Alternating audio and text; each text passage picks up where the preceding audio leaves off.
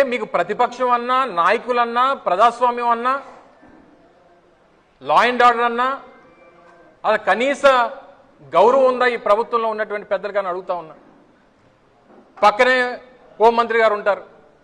సరే, ప్రస్తుతానికి వారు విహారయాత్రలో ఉన్నారు కాబట్టి రాష్ట్రంలో లా అండ్ ఆర్డర్ ఏమైపోయినా పర్వాలేదు, ఎవరి మీద ఎవరు దాడి చేసినా పర్వాలేదు అనేటువంటి పరిస్థితిలో వారు ఉన్నారు.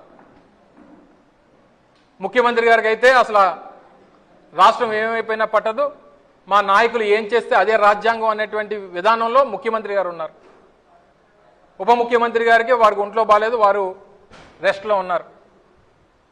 మరి రాష్ట్రాన్ని నడిపించేది ఎవరు? తెలుగుదేశం పార్టీ నాయకులు ఏం చేస్తే అదే ఈ రాష్ట్రంలో రాజ్యాంగమా? మిమ్మల్ని ఎవరో ప్రశ్నించడానికి వీల్లేదా? ప్రతిపక్షం ఉండడానికి వీల్లేదా? మాట్లాడినటువంటి వారిని మాట్లాడినట్టుగా చంపేస్తారా?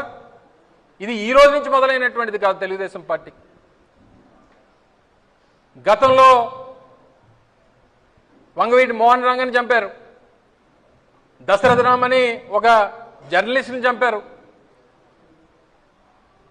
తర్వాత అనేక మందిని చిన్న చిన్న కార్యకర్తలను చంపారు, నాయకుల్ని చంపారు. ఎవరు అడ్డొచ్చినా ఇది మా పార్టీ తాలూకు విధానం, మమ్మల్ని ప్రశ్నించడానికి ఎవరు వీల్లేదు, మాట్లాడినట్టు గొంతు లేచినటువంటి గొంతుని కోస్తామన్నటువంటి విధానంతో ఈరోజు తెలుగుదేశం పార్టీ ముందుకెళ్తా ఉంది. కూటమి నాయకత్వం అంతా కూడా ఆ రకంగానే వ్యవహరిస్తూ ఉంది. ఈరోజు పెద్దలందరూ కూడా, పెద్దలు ముత్యాల నాయుడు గారు, ధర్మశ్రీ గారు, భరత్ గారు, జిల్లా పార్టీ అధ్యక్షులు ప్రసాద్ గారు, సోదరులు గణేష్ గారు, అందరం కూడా వేదిక మీద ఉన్నటువంటి నాయకత్వం అంతా కూడా ఈరోజు మనందరం కూడా కలిసి వెళ్ళి కంప్లైంట్ ఇవ్వబోతా ఉన్నాం. ఇచ్చిన తర్వాత వారికి సమయం ఇస్తాం. క్లియర్గా ఇందులో ఎవరైతే నిన్న దాడి చేసినటువంటి వారు ఉన్నారో వారందరి పేర్లు ఇందులో మెన్షన్ చేశాం. ఇందులో రౌడీ షీటర్లు, మర్డర్ కేసుల్లో ఉన్నటువంటి వారు, గంజాయి కేసుల్లో ఉన్నటువంటి వారు, రాజకీయ హత్యా ప్రయత్నాలు చేసినటువంటి వారు అందరూ కూడా ఇందులో ఇన్వాల్వ్ అయి ఉన్నారు. వీరందరికీ సూత్రధారి స్థానిక స్పీకర్ గారు. వీళ్ళందరూ కూడా పాత్రదారులు. ఎట్టి పరిస్థితుల్లో ఇచ్చినటువంటి కంప్లైంట్ మీద యాక్షన్ తీసుకోకపోతే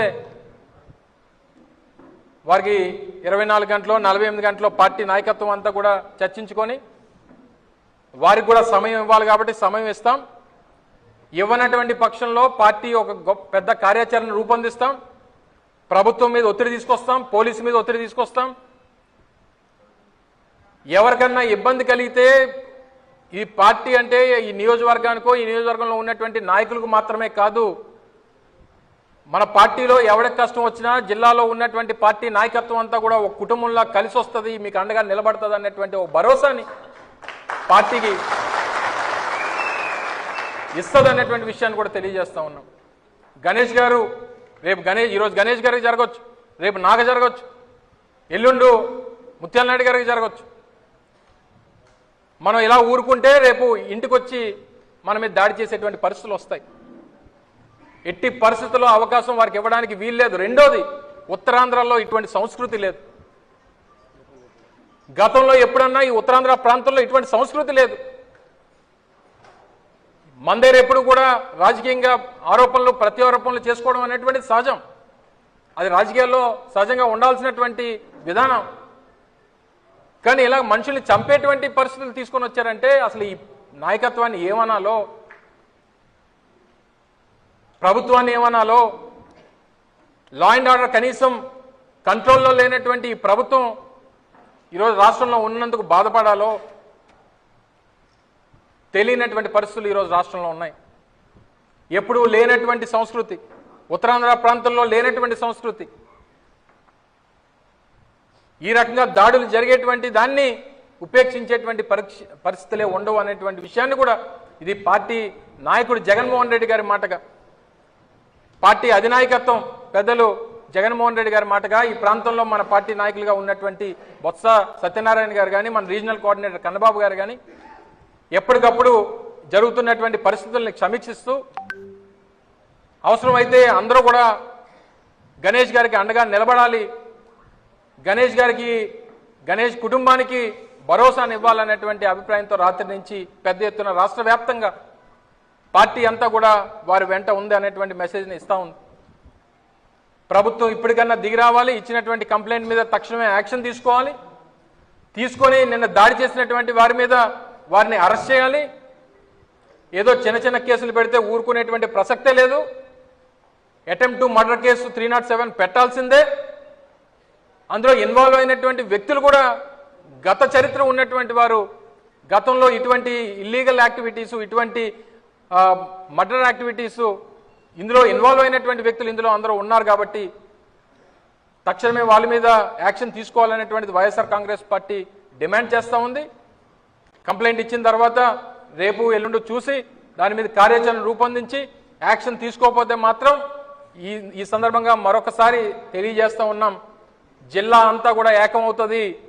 జిల్లా నాయకత్వం, జిల్లాలో ఉన్నటువంటి పార్టీ కార్యకర్తలు, జిల్లాలో వైఎస్ఆర్ కాంగ్రెస్ పార్టీ నాయకత్వం అంతా కూడా నర్సీపట్నం వేదికగా ప్రభుత్వాన్ని నిలదీసేటువంటి రోజు తెచ్చుకోవద్దు అనేటువంటి విషయాన్ని మరొకసారి ఈ సందర్భంగా మీ ద్వారా తెలియజేసుకుంటూ, మరొకసారి ఈరోజు నాయకత్వం అంతా కూడా రావడానికి కారణం మీకు తోడుగా పార్టీ ఉంది, మీకు తోడుగా మీ కుటుంబం ఉంది. మీకు ఏ ఆపద వచ్చినా మీ కుటుంబ సభ్యులు మీకు అండగా నిలబడతారు, మీ ముందుండి నిలబడి పోరాటం చేస్తారనేటువంటి మెసేజ్ని ఇవ్వాలనేటువంటి ఉద్దేశంతో ఈరోజు జిల్లా నాయకత్వం అంతా కూడా మీదే వచ్చిందనేటువంటి విషయాన్ని తెలియజేసుకుంటూ, గణేష్ గారు ఆయన ధైర్యవంతుడు, అందులో ఏ రకమైనటువంటి మరో ఆలోచన లేదు.